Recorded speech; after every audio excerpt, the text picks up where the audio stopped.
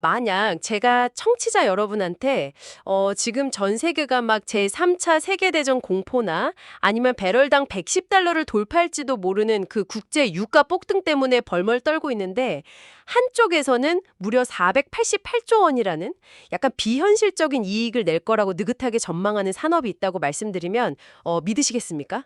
아마 대부분은 무슨 매트릭스 오류난 거 아니냐고 그렇게 반문하실 것 같아요. 상식적으로 전쟁이 나고 막 물가가 폭등하면 기업들은 몸을 사리잖아요. 투자를 줄이는 게 당연하니까요. 그렇죠. 바로 그 지점입니다. 여러분, 오늘 저희가 파헤쳐볼 최신 금융 분석 리포트랑 시장 전문가들 인터뷰 데이터들을 쭉 펼쳐놓고 보면요. 약간 완전히 모순되는 두 개의 평행우주가 동시에 돌아가고 있는 것 같아요. 네, 완전히 극과 극이죠. 한쪽에서는 막 고금리, 전쟁 이런 거시경제의 지옥도가 펼쳐지고 있는데 그 반도체라는 마이크로의 세계에서는 진짜 상상을 초월하는 엄청난 돈의 폭포수가 쏟아지고 있거든요. 맞아요. 폭포수라는 표현이 딱 맞습니다. 그래서 오늘 이 심층 탐구 시간의 목표는 명확합니다. 단편적인 공포 뉴스에 막 휘둘리지 않고요. 이 혼돈 속에서 진짜 중요한 돈의 흐름, 그리고 산업의 구조적인 지각 변동을 여러분과 함께 낱낱이 해부해 보는 겁니다. 네, 우리가 지금 들여다보고 있는 이 방대한 데이터들이 단순히 지금 반도체가 되게 잘 팔린다, 약간 이런 수준의 이야기를 하는 게 아니거든요. 그런 단순한 얘기가 아니군요. 네네. 기업이 돈을 버는 방식 자체, 그러니까 산업의 DNA가 완전히 진화하고 있다는 증거들을 명확하게 보여주고 있죠. 자, 그럼 그 폭발하고 있는 마이크로의 세계, 숫자부터 바로 까보겠습니다. 최근 삼성전자의 1분기 영업이익 잠정치가 57조 2천억 원을 기록했습니다. 와, 한 분기에 57조 원이요? 오, 정말 엄청난 숫자죠? 네, 근데 여기서 끝이 아닙니다. KB증권이나 노무라 같은 글로벌 증권사들 리포트를 보면 올해 예상 영업이익을 327조 원, 그리고 내후년에는 무려 488조 원으로 전망하고 있어요. 488조 원이요? 488조 원이면 이거 그냥 전 세계 영업이익 압도적 1위 수준이잖아요. 아니, 이 숫자를 보고 있으면 사실 이런 생각이 들어요. 그 동네에서 1,000원 하던 떡볶이가 갑자기 막 밀가루 파동으로 전 세계적인 풍기 현상을 빚으면서 10,000원, 20,000원에 막 날개 돋친 듯 팔리고 있는 그런 상황 아닌가? 약간 이런 생각요? 그 떡볶이 비유 좋네요. 근데 그 비유를 살짝 비틀어 볼 필요가 있어요. 비틀어요? 어떻게 달라요? 지금 상황은 단순히 재료가 부족해서 떡볶이 가격이 오른 게 아니거든요. 오히려 정부에서 모든 인류는 생존을 위해서 하루 3끼 이 특수 떡볶이를 의무적으로 먹어야 한다. 이렇게 아예 법을 만들어버린 것에 가깝습니다. 와, 법으로 강제하는 수준이다. 네, 그러니까 일시적인 풍기 현상이 아니라 수요의 본질 자체가 완전히 바뀌었다는 뜻이죠. 수요의 본질이 바뀌었다. 보통 주식시장 오랫동안 지켜본 청취자분들이라면 지금쯤 당연히 그 단어를 떠올리실 거예요. 피크아웃. 피크아웃 우려 당연히 나오죠. 네, 과거 반도체 슈퍼사이클을 보면 이렇게 실적이 막 최고치를 뚫고 미친 듯이 올라가면 어김없이 이제 곧 꼭대기 찍고 꺾이겠구나 하는 공포가 시장을 덮쳤잖아요. 맞아요. 사이클 산업의 숙명 같은 거였죠. 막 공장 미친 듯이 지어서 물량 쏟아내다가 결국 창고에 재고 쌓이고 떡볶이 가격 다시 500원으로 폭락하는 그 패턴 말이에요. 솔직히 지금이 딱 그 꼭대기에서 뛰어내리기 직전 아닌가요? 과거의 렌즈로 보면 당연히 막 꼭대기처럼 보일 수 있어요. 하지만 이번 리포트들이 공통적으로 지적하는 핵심이 뭐냐면요. 이번 사이클이 과거처럼 그 물량, 즉 Q가 주도하는 사이클이 전혀 아니라는 겁니다. 물량이 아니다. 네, 철저하게 전례 없는 수준의 가격, 그러니까 P 상승이 이끌고 있거든요. 스마트폰이나 PC가 몇 억 대씩 더 팔려서 이익이 난 게 아니에요. 완전히 새로운 차원의 거대한 수요처, 즉 AI 데이터 센터가 등장했기 때문이죠. 아하, PC나 스마트폰은 보통 연말 쇼핑 시즌이나 신학기 때 잘 팔린다는 그 이른바 계절성이라는 게 있잖아요. 근데 AI 데이터 센터는 그런 게 없다는 건가요? 네, 정확합니다. 마이크로소프트나 구글, 메타 같은 이런 빅테크 기업들한테 AI 데이터 센터는 연말에 맞춰서 짓는 그런 게 아니에요.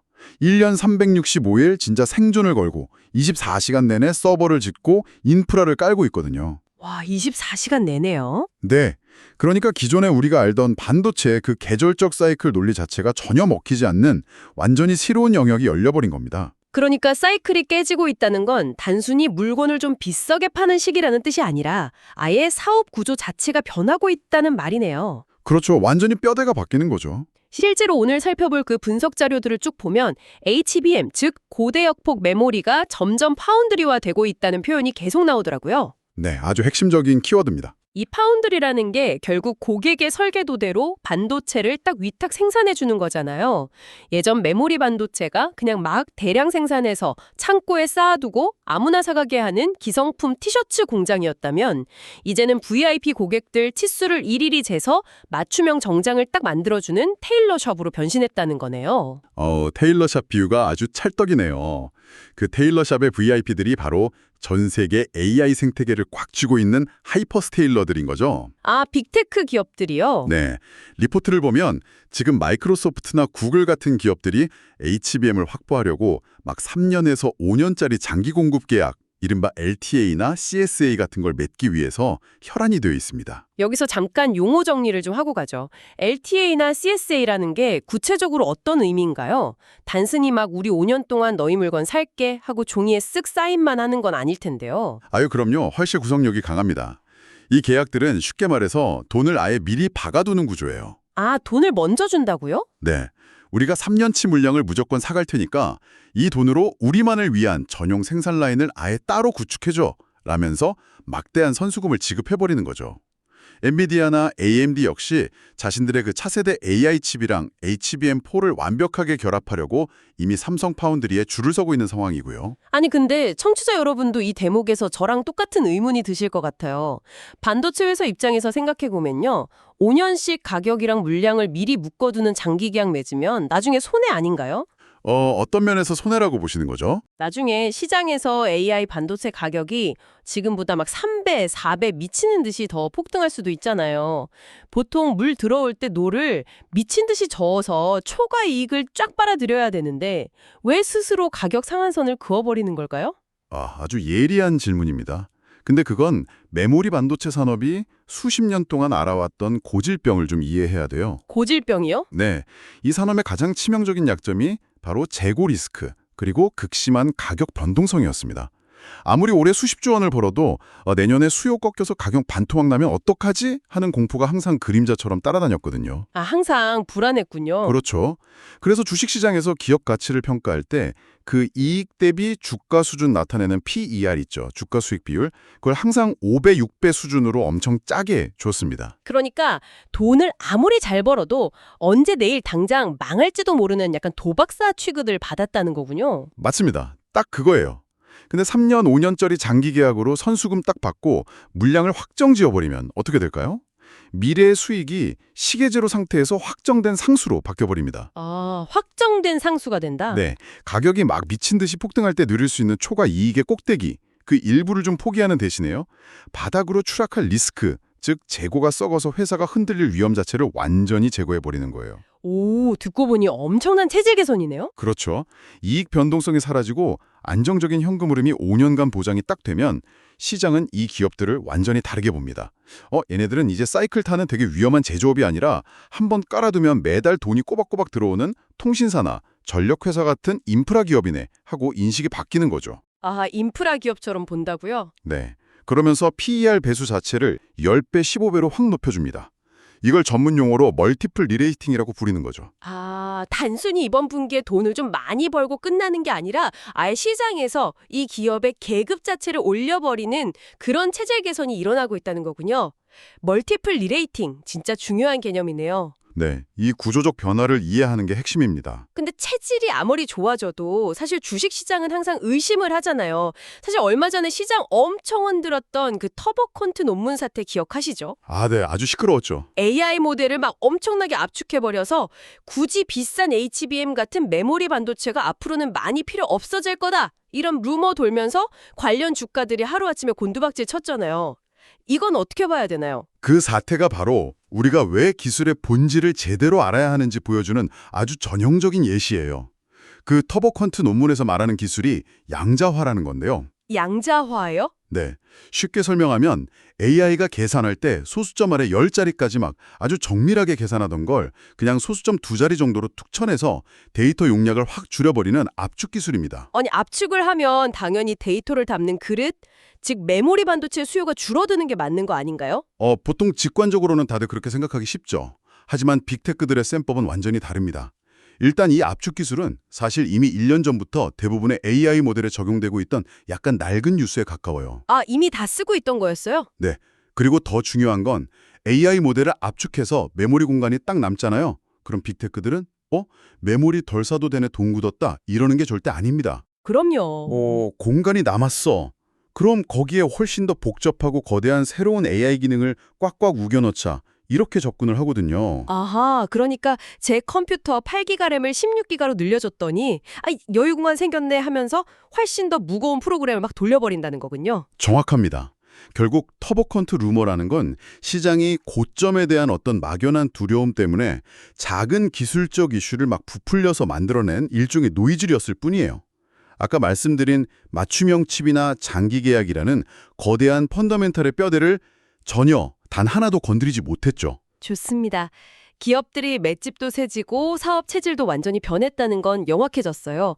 그렇다면 이 높아진 체력을 이제 글로벌 무대에서 제대로 평가받아야 할 텐데 그래서 나오는 이야기가 바로 SK하이닉스의 미국 ADR 상장 추진 그리고 삼성전자도 여기에 동참할 가능성 이거잖아요. 네, 맞습니다. 아주 중요한 움직임이죠. 청취자분들을 위해서 짧게 설명해 드리자면 이 ADR이라는 건 미국 주식 예탁 증서의 약자입니다.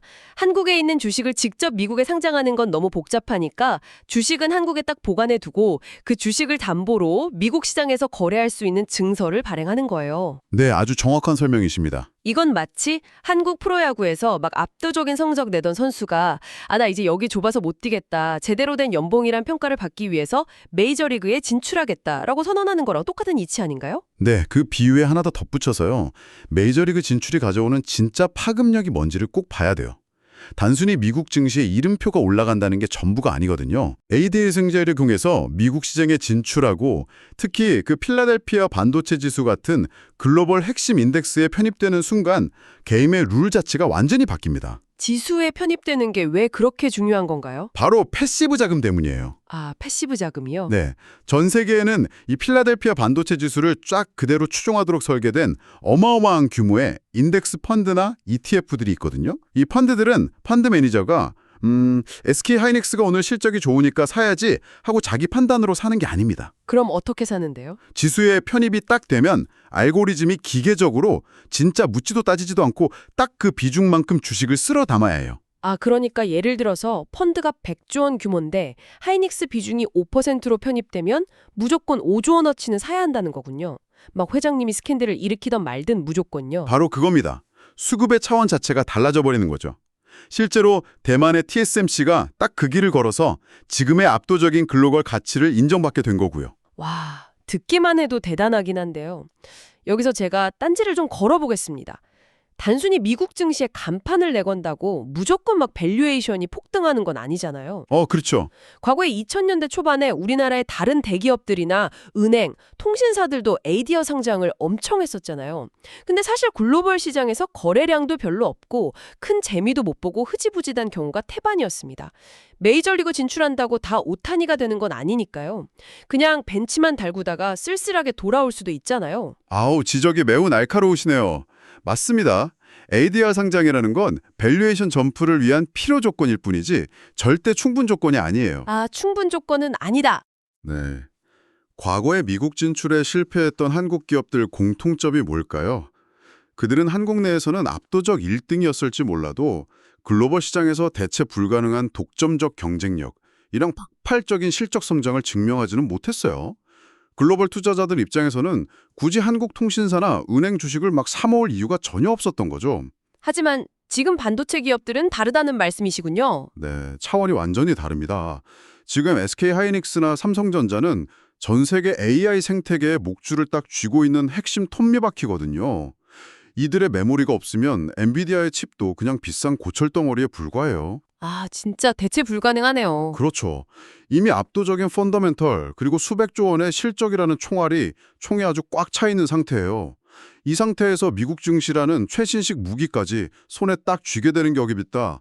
과거의 그 뼈아픈 실패 사례들이랑 아예 출발선 자체가 다르다는 게 시장의 냉정한 분석입니다. 자, 지금까지 들으면 이 반도체의 세계, 이 마이크로 우주는 정말 빈틈이 없어 보입니다. 막 돈은 갈퀴로 긁어 모으고 있고 사업 구조는 완전 안정적으로 인프라처럼 바뀌었고 이제 글로벌 무대, 메이저리그 진출까지 앞두고 있어요. 네, 완벽해 보이죠. 근데 진짜 완벽하게 방탄조끼를 입은 것 같긴 한데 이 기업들이 발을 딛고 있는 진짜 현실 세상, 즉 매크로 경제의 세계로 시선을 딱 돌리면 갑자기 숨이 턱 막힙니다. 아, 다시 매크로로 돌아가네요. 네, 아까 처음 말씀드렸던 그 지옥도 말이에요. 중동 호르무즈 해협 긴장은 계속되고 있고 WTI 유가는 배럴당 110달러를 돌파할 거라는 진짜 흉흉한 분석이 막 쏟아지고 있잖아요. 맞아요. 그 완벽한 AI 펀더멘탈을 위해서 짓누르는 아주 거대한 거시경제의 그림자죠. 그래서 청취자 여러분의 가장 현실적인 우려를 제가 대변해서 한번 여쭤볼게요. 만약에 전쟁 여파로 유가가 진짜 110달러 넘어가고 물가가 다시 미친 듯이 치솟아서 미국 연준이 금리를 내리기는커녕 도리어 확 올려야 하는 상황이 오면 어떻게 될까요? 충분히 할 수 있는 걱정이죠. 아무리 구글이나 마이크로소프트 같은 빵빵한 빅테크라도 수십조 원 단위의 거대한 캐펙스, 그러니까 단순히 회사 운영비가 아니라 공장 짓고 서버 구축하는 막대한 자본적 지출을 해야 하잖아요.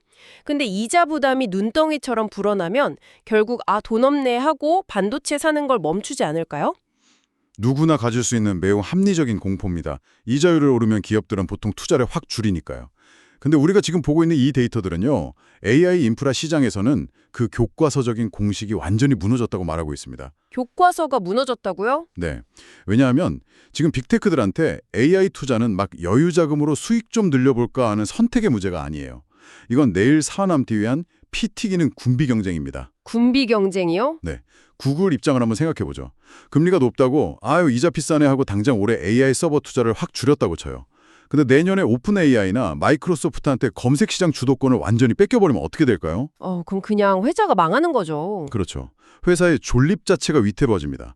그러니까 이자가 5%든 7%든 지금 그게 문제가 아니에요. 무기를 사지 않으면 전장에서 바로 목이 날아가는 상황인 겁니다. 생존이 걸렸으니 지구가 반쪽이 나도 일단 무조건 사고 본다는 거군요. 네, 그래서 엔비디아의 젠슨 황 CEO가 말했듯이 이 거대한 인프라 투자는 지금 금리라는 브레이크가 완전히 고장난 채 질주하는 폭주기관차랑 똑같습니다. 와, 브레이크 고장난 폭주기관차. 그렇다면 그 밖의 다른 지정학적 위기들은 시장에 어떤 영향을 미치고 있나요? 전쟁이 무조건 파괴랑 주가 하락만을 의미하진 않는 것 같던데요. 바로 그 점을 꼭 짚어보고 싶었어요. 위기는 항상 파괴와 동시에 아주 새로운 수요를 창출하거든요. 분석 자료들을 보면 중동의 이런 지속적인 긴장이랑 갈등이 역설적으로 그 지역의 거대한 재건 및 인프라 건설 수요를 만들어내고 있습니다. 무너졌으니까 다시 지어야 하니까요. 네, 실제로 삼성 E&A 같은 플랜트나 건설 특화 기업들이 이런 새로운 지정학적 지형도 속에서 강력한 수혜를 입을 섹터로 리포트에 떡하니 이름을 올리고 있죠.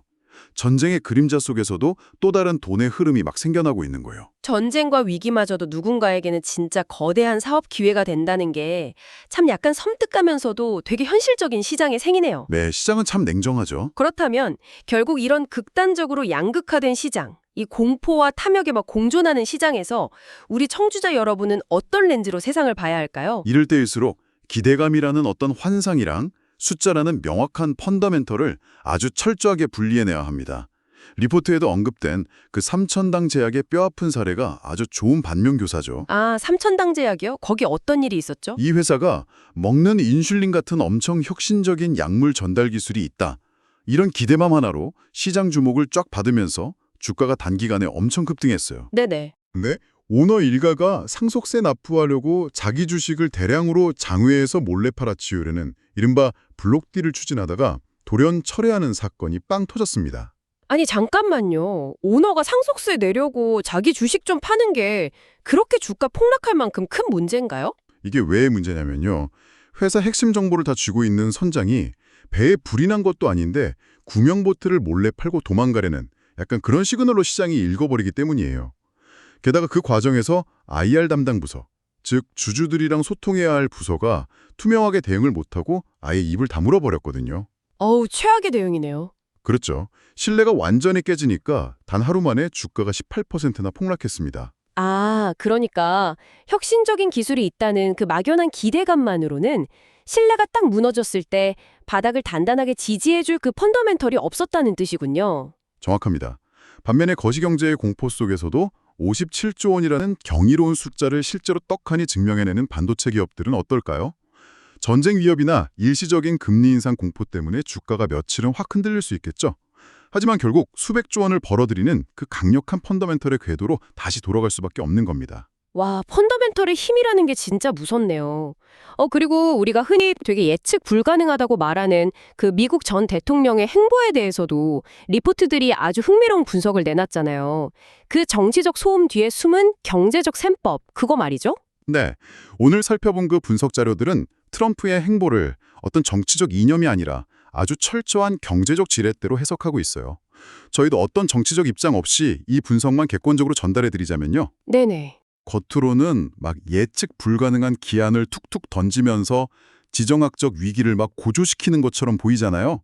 근데 결국 그 궁극적인 목적은 미국이 에너지 주도권을 확실히 틀어주고 인플레이션을 억제하려는 데 있다는 분석입니다. 인플레이션 업체요? 그게 AI랑 무슨 상관이죠? 물가를 확실히 잡아서 금리를 낮춰줘야만 미국 빅테크 기업들이 그 천문학적인 비용을 마음껏 들이부어서 전 세계 AI 패권을 완전히 장악할 수 있거든요.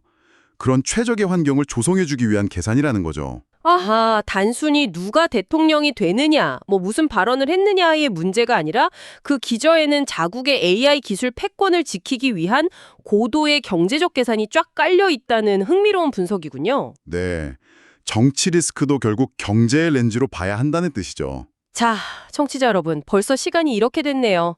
이제 오늘 우리가 나눈 이 방대한 이야기의 핵심을 한번 정리해 볼 시간입니다. 네, 오늘 우리가 여러 데이터랑 자료를 통해서 확인한 사실은 아주 명확합니다. 문 밖에서는 막 고물가, 고금리, 전쟁이라는 지정학적 안개가 되게 자욱하잖아요.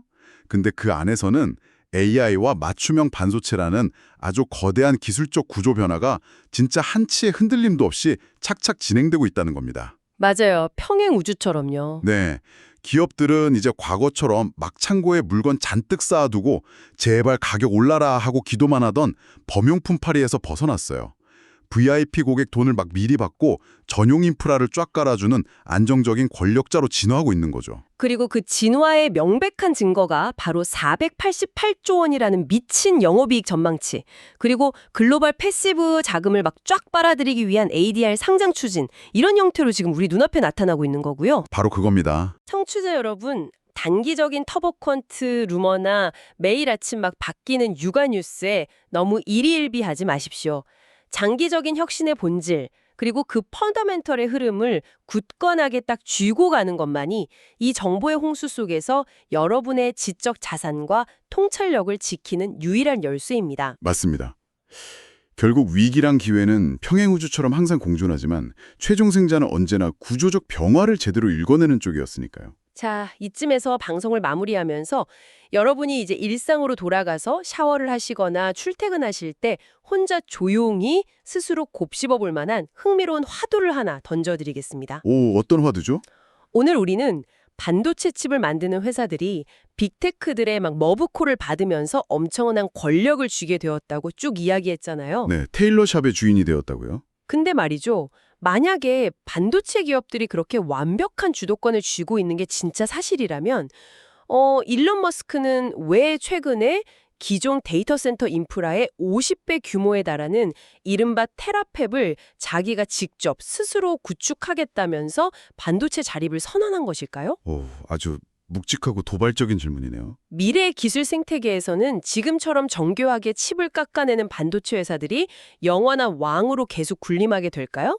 아니면 막전의 전쟁을 벌이고 있는 그 막강한 빅테크 고객들이 결국 스스로 왕관을 쓰기 위해서 칩메이커들을 단순한 하청업체로 꽉 짓눌러버리게 될까요? 참 앞으로 가도 흥미진진해지겠네요. 네, 우리가 오늘 시작할 때 거시경제의 지도랑 마이크로 실적의 지도가 완전히 달랐던 것처럼요. 미래의 권력을 보여주는 지도는 지금 우리가 확신하고 있는 거랑 전혀 다른 모습일지도 모릅니다.